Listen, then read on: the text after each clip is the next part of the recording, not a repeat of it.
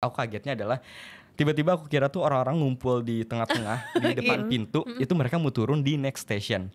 Ternyata tiba-tiba mereka menggelar sajadah mereka, dan mereka berjejer dan mereka melakukan sholat berjamaah. Wah. Meanwhile aku di depan mereka, aku pakai celana pendek dan saya cuma ngeliatin mereka sholat. Itu kayak wow gitu. Dan aku tuh bener-bener yang duduk depan mereka, yang depan pintu. Dan mereka bener sholat, terus benar-benar ada imamnya, dan aku nggak tahu itu emang udah budaya di Malaysia atau enggak, tapi benar-benar ketika azan, dan emang di keretanya kan ada azan ya, itu mereka langsung pada ngumpul di yang tempat yang space itu, terus berjejer, terus mereka sholat.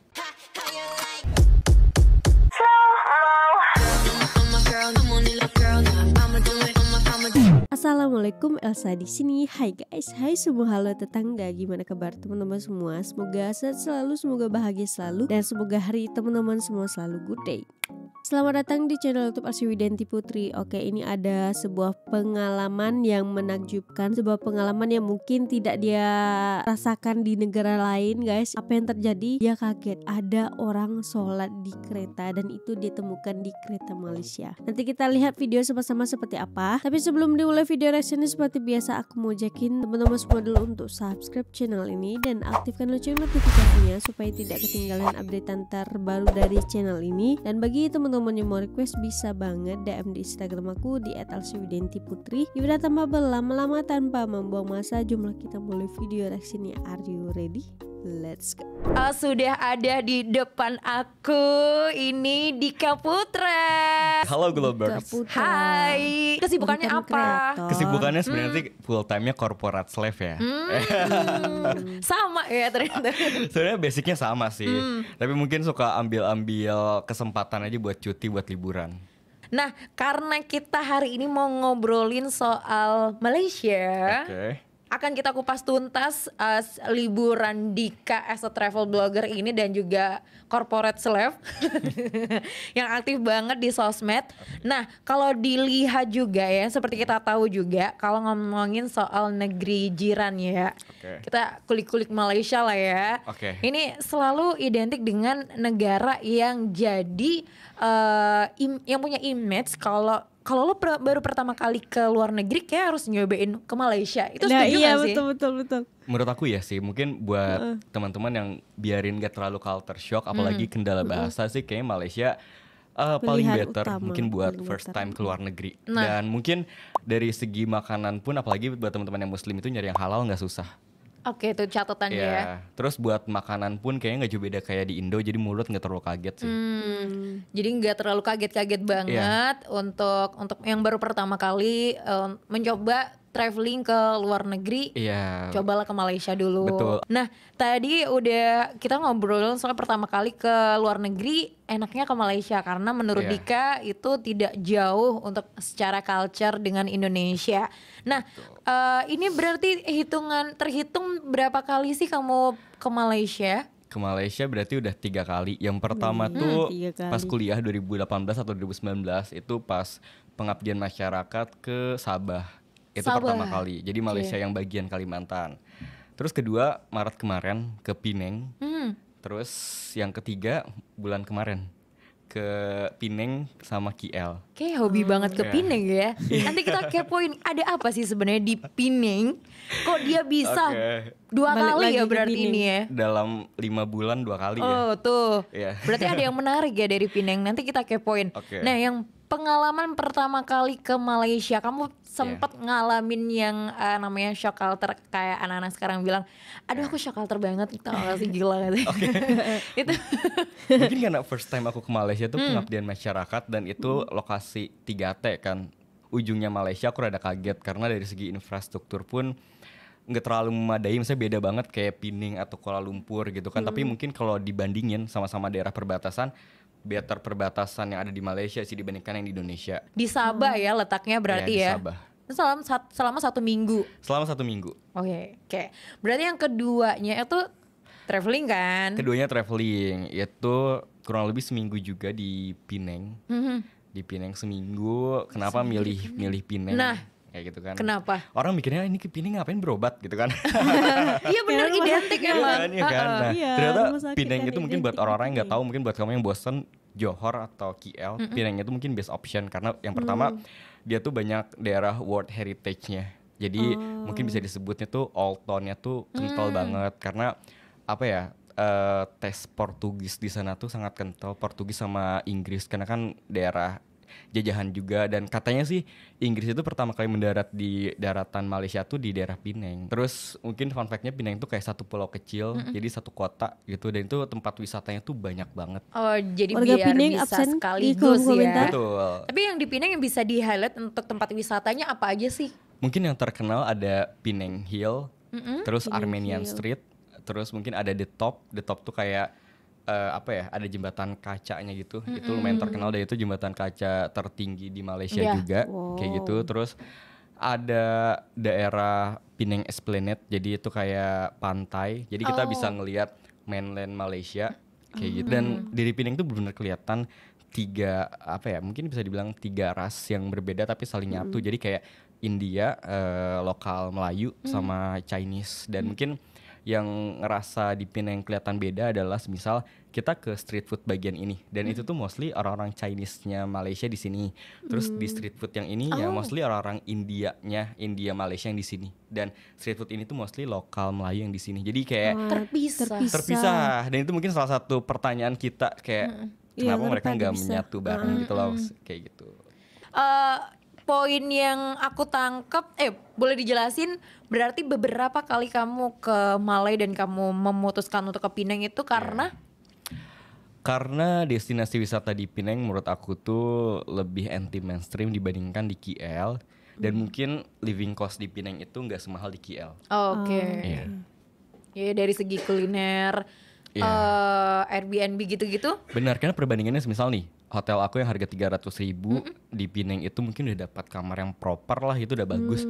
Tapi kalau daerah KL itu, apalagi yang daerah dekat Bukit Bintang, KL Central itu 500 kayak cuma mungkin ya, dapat 700. apa ya, kayak cuma kasur, terus sempit banget deh pokoknya. Jadi untuk kamu nih, untuk Globers yang mungkin pertama kali mau keluar negeri dan mencoba untuk explore Malaysia, Iya. boleh lah ya untuk tidak kaget secara budget. Iya. Kita bisa explore Penang. Penang. Betul. Kalau mau supaya Instagramable kayak orang-orang, ya bergeser ke KL ya berarti ya. Itu Apalagi dari identik ya Penang kan, ke KL tuh cuma naik Instagramable. kereta 4 jam doang. Nah, ngomongin soal kereta, aku sempat kepoin juga nih sosmednya Dika. Kalau dia explore beberapa kota di Malaysia itu menggunakan moda transportasi kereta, bener ya? Iya, aku naik kereta. Boleh dijelasin itu dari mulai budget naiknya Iya. dari mana, butuh waktu berapa, situasi ambience yang ada di dalam kereta Malaysia itu gimana, apakah sama dengan Indonesia, seperti apa? Oke, mungkin pertama tuh ketika aku nyebrang dari Thailand ke Malaysia tuh pakai kereta juga. Thailand ke Malaysia pakai kereta. Iya, jadi via darat. Via Baru darat. tahu juga ini. Iya, jadi mungkin buat teman-teman yang dari Phuket atau Hat Yai dan pengen nyebrang ke Malaysia, itu jangan naik pesawat karena itu mahal.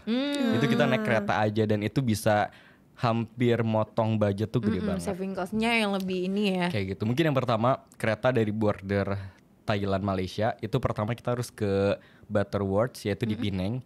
Itu kurang lebih harganya tuh 30 ringgit. Jarak tempuhnya itu 2 jam. Nah, bentukan keretanya tuh kayak KRL, jadi nggak ada nomor tempat duduk. Culture shock yang aku alamin di kereta itu adalah karena kereta itu kan nggak ada surau, karena itu kereta bukan kereta eksekutif gitu, itu kayak kereta KRL. Jadi jadi di sana nggak ada suraunya. Jadi ketika ada azan, aku kagetnya adalah tiba-tiba aku kira tuh orang-orang ngumpul di tengah-tengah di depan pintu, itu mereka mau turun di next station. Oke. Ternyata tiba-tiba mereka menggelar sajadah mereka, dan mereka berjejer dan mereka melakukan sholat berjamaah. Wah. Meanwhile aku di depan mereka, aku pakai celana pendek dan saya cuma ngeliatin mereka sholat. Itu kayak wow gitu. Dan aku tuh bener-bener yang duduk depan mereka, yang depan pintu. Dan mereka bener sholat, terus bener-bener ada imamnya, dan aku nggak tahu itu emang udah budaya di Malaysia atau enggak. Tapi bener-bener ketika azan, dan emang di keretanya kan ada azan ya, itu mereka langsung pada ngumpul di yang tempat yang space itu, terus berjejer, terus mereka sholat. Itu kagetnya aku sih. Mungkin udah gak aneh juga kan, karena Malaysia Islamnya kan lebih kental dibandingkan kita. Kayak gitu. Itu sih yang harus mungkin kita adaptasi secara cepat ya. Bener. Terus kalau kita mau ke KL dari Butterworth Penang, itu kita harus naik kereta tapi eksekutif. Jadi namanya tuh KTMB, Kereta Tanah Melayu Berhad. Dan kita harus mesen tiketnya tuh online. Kita mesen di websitenya KTMB. Dari Penang ke KL itu harganya tuh Rp99. Dan sebisa mungkin menurut aku bayarnya pakai credit card aja sih. Itu lebih simpel buat metode pembayarannya. Kayak gitu. Terus mungkin uniknya di sana tuh ketika kita memilih seat. Kan kalau di aplikasi KAI gitu kan, ketika milih seat kan cuma ada keterangan seat ini penuh dan seat ini belum penuh. Terisi, tidak tersedia dan gitu ya. yang terisi pun ya udah nggak ada identitas lain. Kalau di sana tuh ada. Jadi seat penuh identitasnya tuh cewek atau cowok. Sampai segitunya. Pas aku mesen, aku milih seat, terus aku mikir, ini apaan? Ada kode kayak ini tuh kayak woman, ini man, M sama W gitu kan. Aku kira ini apa kan? Terus kan di atasnya ada keterangannya. Oh ternyata itu seat yang udah terisi oleh laki-laki.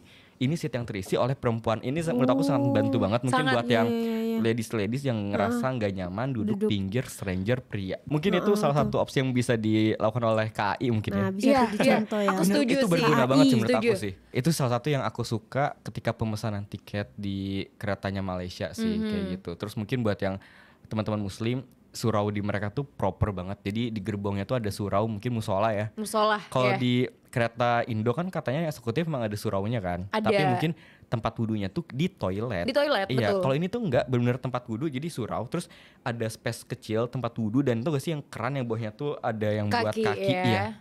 Jadi bener proper banget. Nah itu cukup lumayan menarik banget sih ceritanya ya. Dari gimana kamu memakai moda transportasi kereta di Malaysia. Pernah gak sih kamu ngerasa di perjalanan kamu traveling di Malaysia nemuin hal-hal lucu selain di gerbong kereta tadi yang tiba-tiba ada orang sholat gitu? Pernah nemuin kejadian unik gak? Mungkin bukan kejadian unik ya, mungkin lebih ke aku ngebandingin sama fasilitas kereta di Indonesia. Kayak let's say itu kan mungkin bisa dibilang badan usaha milik pemerintahnya Malaysia kan. Jadi stasiunnya ya stasiun punya usaha pemerintah kan.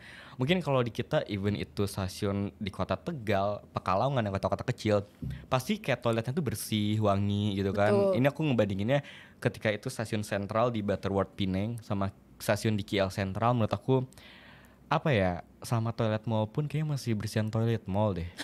Mungkin dari segi bentuk stasiun pun mungkin lebih proper yang ada di Indo. Oke, ya plus minus lah ya. Plus minus.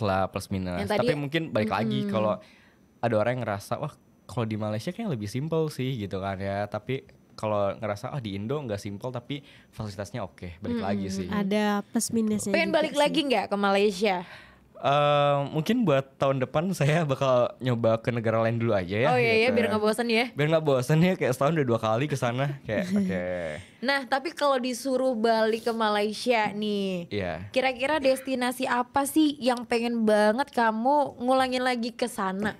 Ngulangin lagi, aku sih pengen ke Penang lagi. Aduh. Penang lagi. Iya, nah, salah satu tempatnya apa nih? Salah satu tempat yang aku suka adalah The Top. Jadi itu kayak Rainbow Skywalk. Itu salah satu ya mungkin jembatan kaca itu aku sih bukan karena jembatan kacanya tapi karena itu ada salah satu restoran itu view-nya tuh langsung Penang Bridge, jadi yang menyambungkan Pulau Penang dengan mainland Malaysia, dan itu kalau sunset tuh view-nya tuh keren banget. Jadi kalau ngeliat ke bagian yang utara mungkin itu langsung daratan mainland Malaysia, tapi kalau ke daerah selatan itu langsung Penang Hill, jadi kayak bukit-bukitnya. Wah itu kalau sunset dan sunset di sana tuh kurang lebih 7:30 malam. Jadi view-nya kayak cantik. Lengkap banget ya, semuanya dapat ya. Iya. Di satu titik tuh semua dapat ya. Untuk dari segi makanan nih, bisa dijelasin nggak dari harganya, rasanya, apakah terbilang worth it? Kalau emang worth it dari segi harganya, bisa disebutkan mungkin makanan yang jadi favorit kamu di sana dan harganya berapa? Oke, mungkin buat makan di Malaysia itu ada 2 opsi sih. Teman-teman bisa nyobain makanan yang ada di supermarket. Jadi kayak di Sevel ataupun di Family Mart, itu range harganya tuh start dari Rp10 sampai Rp50 untuk satu makanan. Terus tapi kalau makanan lokalnya mungkin yang cocok sama lidah kita ya, namanya tuh ada nasi kandar. Jadi nasi kandar tuh kayak nasi padangnya Malaysia.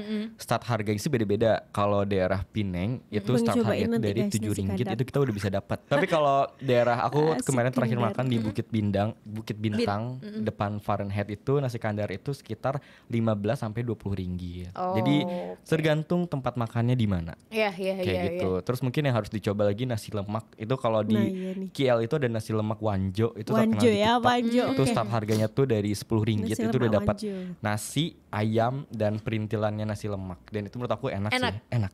Jadi buat 10 ringgit kurang lebih 30 ribuan itu sangat worth it. Sangat worth it. Untuk traveler yang baru pertama kali keluar negeri, sebenarnya selain itinerary, perlu nggak sih kita harus browsing dulu soal culture-nya, rules apa yang ada di negara sana berdasarkan pengalaman kamu, perlu gak sih kayak gitu? Menurut aku perlu. Semisal nih, aku tuh ketika aku mau ke Penang, bahkan aku tuh nyari di YouTube adalah scam in Penang.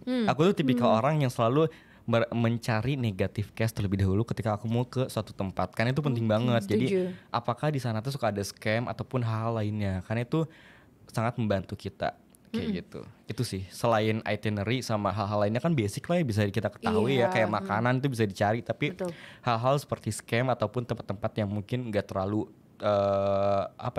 ramah untuk turis, itu menurut aku hal yang penting untuk aku ketahui. Betul banget. Ya jadi membuat hal untuk berjaga-jaga lah ya dari kemungkinan buruk, apalagi kita turis seperti itu. Ada gak sih tips untuk yang baru pertama kali ini berguna untuk Malaysia aku nih? Bagi Dika ini apa tipsnya? Tipsnya mungkin karena Malaysia itu panas kayak Indonesia, jadi mungkin pakai baju yang tipis-tipis aja, pakai baju yang nyaman. Oke, nah jadi itulah pengalaman pertama kali Bang Dika ketika di Malaysia. Nah dia ada beberapa culture shock yang dia alami ketika dia berada di Malaysia guys. Salah satunya yang kaget ada orang sholat di kereta Malaysia, di mana mereka itu membentangkan sejadah dan sholat berjemaah. Dan itu aku juga baru tahu, dan memang sekuat itu agama, sekuat itu ketaatan gitu. Ketika mendengarkan azan mereka langsung bentangkan sejadah dan sholat berjamaah. Itu yang harus kita contoh dari rakyat Malaysia. Betul. Oke, untuk video kali ini cukup sekian. Bagi teman-teman yang suka sama video ini, jangan lupa untuk like, comment, dan subscribe. Dan kita ketemu di next video. Bye bye. Assalamualaikum.